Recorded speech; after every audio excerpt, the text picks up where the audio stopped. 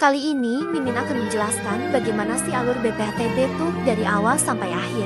Tahap pertama, pihak PPAT atau PPATS akan menginput BPHTB. Setelah penginputan, kemudian berkas tersebut diserahkan ke bagian pelayanan. Setelah diterima pelayanan, baru berkas tersebut diverifikasi. Tahap kedua, Bapenda akan memverifikasi berkas yang telah diinput oleh PPAT atau PPATS. Jika ada yang kurang atau tidak sesuai, maka Bapenda akan mengirim petugas untuk mengecek ke lapangan.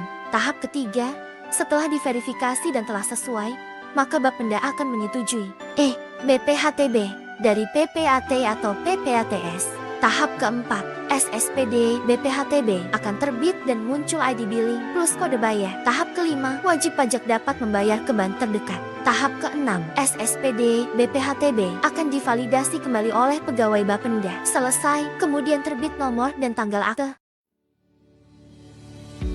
BPHTB adalah pajak yang dikenakan atas perolehan hak atas tanah dan atau bangunan. Pajak ini dibebankan kepada pembeli properti dan dihitung berdasarkan nilai transaksi atau nilai pasar properti. Sedangkan retribusi PBG adalah biaya yang harus dibayarkan oleh pemilik bangunan kepada pemerintah daerah untuk mendapatkan persetujuan bangunan gedung PBG. PBG ini menggantikan izin mendirikan bangunan IMB dan diperlukan untuk membangun baru, mengubah, memperluas, mengurangi, atau merawat bangunan gedung sesuai dengan standar teknis yang berlaku. Khusus masyarakat berpenghasilan rendah MBR, pengurusan perizinan PBG ini tidak dipungut biaya, sepenuhnya gratis. Berdasarkan keputusan bersama Menteri Perumahan dan Kawasan Permukiman, Menteri Pekerjaan Umum dan Menteri Dalam Negeri tentang dukungan percepatan pelaksanaan program pembangunan 3 juta rumah, menetapkan pembebasan biaya perolehan hak atas tanah dan bangunan, BPHTB, pembebasan retribusi persetujuan bangunan gedung, PBG, serta percepatan penerbitan PBG bagi masyarakat berpenghasilan rendah. Urus BPHTB dan PBG Anda sekarang. Gratis. Inilah waktunya semua bangunan perumahan harus berizin. Terima kasih. Cara pembayaran pajak PPDP 2 melalui BJBDJ. Klik Digimobile. Lalu masukkan kode akses dan klik login. Pilih menu bayar, kemudian pilih pajak atau retribusi. Pilih PBB. Masukkan NUP pajak dan tahun pajak. Setelah itu pilih pemerintah Kabupaten Indramayu. Kemudian masukkan PIN dan tekan lanjutkan. Terakhir simpan bukti bayar. Terima kasih sudah membayar pajak. Halo wajib pajak Indramayu, kembali lagi sama Mimin. Kali ini Mimin akan memberi informasi gimana sih mengajukan keberatan atas SPPT.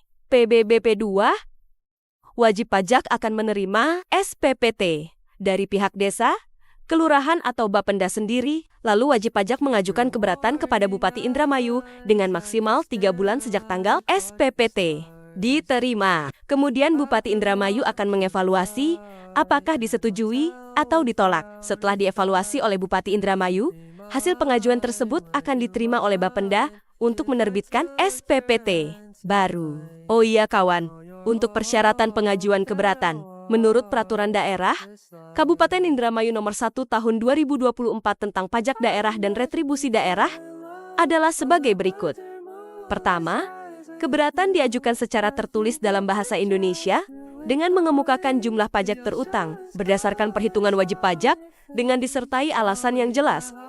Kedua, pengajuan keberatan diajukan paling lama 3 bulan sejak tanggal SPPT dikirim. Ketiga, keberatan dapat diajukan apabila wajib pajak telah membayar pajak terutang paling sedikit sejumlah yang telah disetujui.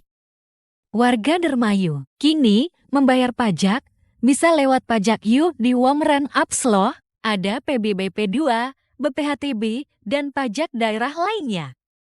Install lalu buka aplikasi Wongreng di Play Store. Pilih menu pajak You. Maka tampilan seperti di atas dan muncul berbagai jenis pajak. Untuk pembayaran PBBP 2, cukup isi NOP dan pilih tahun pajak. Setelah mengisi, klik cek tagihan. Maka tampilan seperti di atas, lalu pilih pembayaran. Pilih pembayaran via virtual account atau KRIS. Untuk pembayaran bea perolehan hak atas tanah dan bangunan, tahap 1-2 sama seperti sebelumnya. Untuk pembayaran BPHTB, cukup isi kode bayar. Catatan, kode bayar dapat diperoleh dari petugas Bapenda. Maka tampilan seperti di atas, lalu pilih pembayaran. Pilih pembayaran via virtual account atau KRIS. Untuk pembayaran pajak daerah lainnya, tahap 1-2 sama seperti sebelumnya. Untuk pembayaran PJDL, isi kode bayar dan jenis pajak. Catatan, kode bayar dapat diperoleh dari petugas Bapenda. Setelah mengisi, klik cek tagihan. Maka tampilan seperti di atas, lalu pilih pembayaran. Pilih pembayaran via virtual account atau KRIS.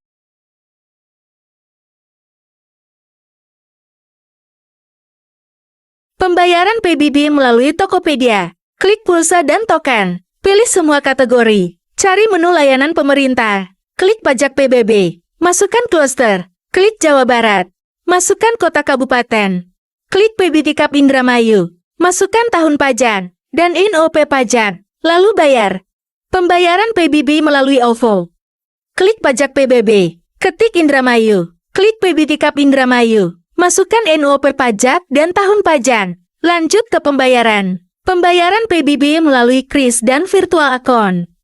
Klik tautan cekpajak.indramayukap.go.id. Lalu pilih cek tagihan PBB. Masukkan NOP dan kode verifikasi. Lalu cari, tarik ke bawah, lalu klik generate QR Code untuk KRIS atau klik virtual account untuk pembayaran antar bank. Halo, wajib pajak Kabupaten Indramayu. Di kesempatan kali ini, kami akan memperkenalkan kembali salah satu dari 9 pajak daerah yaitu PBJT atas jasa perhotelan. Sebelum kita mengenal PBJT atas jasa perhotelan, kalian harus tahu dulu apa sih PBJT itu. PBJT atau yang kita bisa sebut pajak barang dan jasa tertentu merupakan pajak yang dibayarkan oleh konsumen akhir atas konsumsi barang dan atau jasa tertentu. PBJT sendiri memiliki 5 macam di antaranya. PBJT atas makanan dan atau minuman. PBJT atas tenaga listrik. PBJT atas jasa perhotelan. PBJT atas jasa parkir dan PBJT atas jasa kesenian dan hiburan.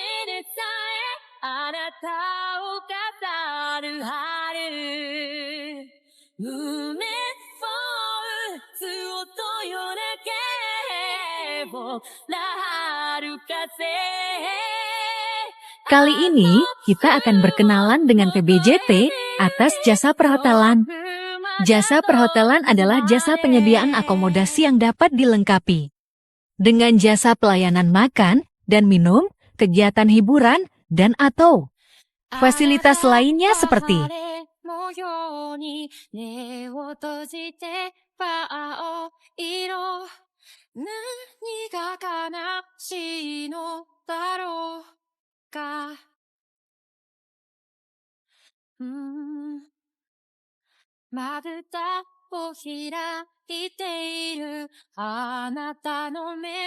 oh iya kawan, pos atau indekos termasuk juga loh ke PBJT atas jasa perhotelan, kok bisa? Yang pertama jasa penyediaan akomodasi yang dapat dilengkapi dengan jasa pelayanan makan dan minum, kegiatan hiburan, dan atau fasilitas lainnya. Yang kedua jasa penyediaan akomodasi yang dan fasilitas penunjangnya, serta penyewaan ruang rapat atau pertemuan pada penyedia jasa perhotelan. Yang ketiga tempat tinggal pribadi yang difungsikan sebagai hotel adalah rumah, apartemen, dan kondominium yang disediakan sebagai jasa akomodasi selayaknya akomodasi hotel, tetapi tidak termasuk bentuk persewaan kontrak jangka panjang lebih dari 1 bulan. Yang keempat, definisi kos atau indekos menurut Kamus Besar Bahasa Indonesia adalah tinggal di rumah orang lain dengan atau tanpa makan dengan membayar setiap bulan. Yang kelima, berdasarkan hal-hal tersebut, rumah kos atau indekos dapat menjadi objek PBJT atas jasa perhotelan sepanjang memenuhi kriteria sebagai jasa penyedia akomodasi yang masa sewanya tidak melebihi 1 bulan.